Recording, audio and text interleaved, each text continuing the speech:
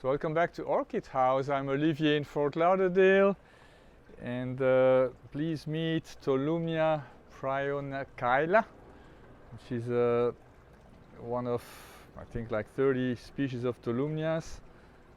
The tag here says Oncidium, but they were reclassified way back when in the 1980s, I think. So these Tolumnias, they are not super easy to grow. I've had it for 1 year now. It's the first time it blooms. This took forever.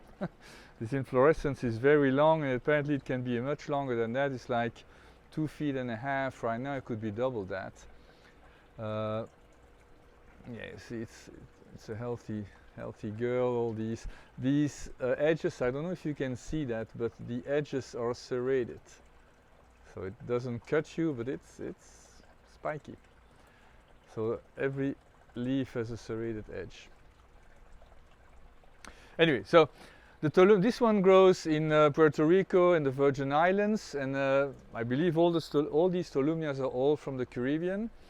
And to understand how to grow them, so many of these Caribbean islands are actually very flat, and they are exposed to the trade winds coming from Africa. So even when there's strong rain, the wind dries out the plants instantly. Now, some of these Caribbean islands obviously are mountainous, but then again these plants tend to grow on the east side of the mountain, where even if there are strong rains, they're going to be dried out by the wind. So basically these are plants that you have to grow heavily on the dry side. So you can give them a soaking every now and then, but they really should be grown very dry, and they can resist drought for a long time. If you keep on watering them, they're gonna rot, and that's usually what happens with them.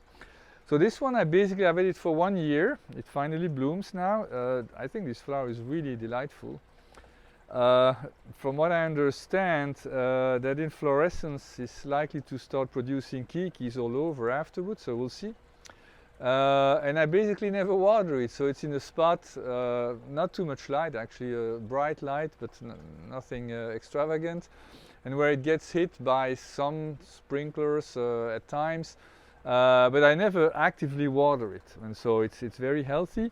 I have something growing here, and I'm not quite sure, it doesn't look like a leaf, it looks more like an inflorescence, but this inflorescence here doesn't look like that. So I do not recall this starting like this, so we'll see.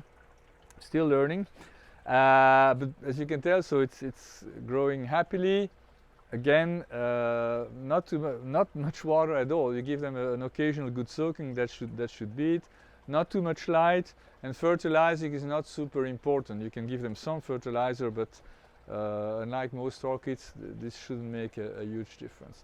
Now these are Caribbean plants, so they all are warm to hot growers. I mean, the Caribbean has constant temperatures throughout the years, and these temperatures are very high. So you're looking at 25 Celsius, 80 degrees Fahrenheit minimum most of the time. So that's it for today. Thank you very much for tuning in, and I will see you next time. Bye-bye.